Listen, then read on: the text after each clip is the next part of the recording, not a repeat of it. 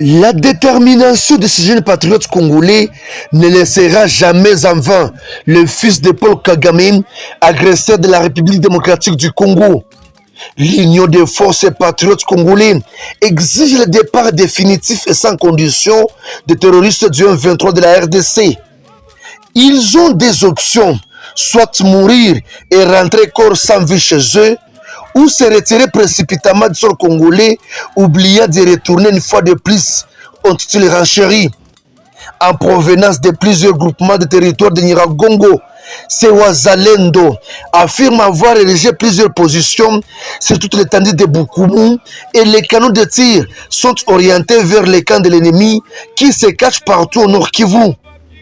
Le M23 avait subi les faits en 2012 et 2013. Cependant, celui de 2023 sera le plus horrible dans cette bataille, poursuivent-ils.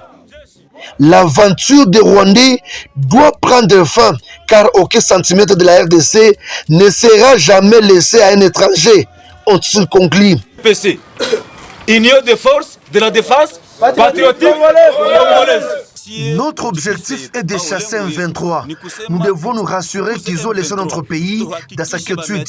Nous sommes le mouvement IFDPC. Tout Nyiragongo est arrosé par IFDPC.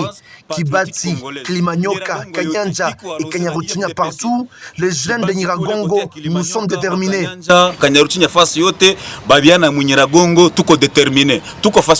Avec la libération du territoire de Massissi par des jeunes patriotes, l'IFDPC signale que l'étape qui reste, c'est de libérer le territoire de Nyiragongo, Kibumba et les entités de Rutshuru afin de se rassurer du retour des déplacés dans leurs milieux respectifs. L'officier Mbokani, le commandant de ce groupe d'autodéfense, dut mener les opérations militaires seul contre les M23 en dépit de ce seul fait observé aujourd'hui par les forces armées de la République démocratique du Congo. Quand nous voulons aller combattre l'ennemi, FARDC, la force de l'EAC nous interdisent. D'ailleurs, nous étions en direction vers Kibumba, mais l'EAC et les FARDC nous ont bloqué la route. Nous sommes les jeunes patriotes, nous combattons l'agresseur conformément à notre constitution. Nous sommes déterminés et nous voulons nous rassurer du départ des rebelles en 2023.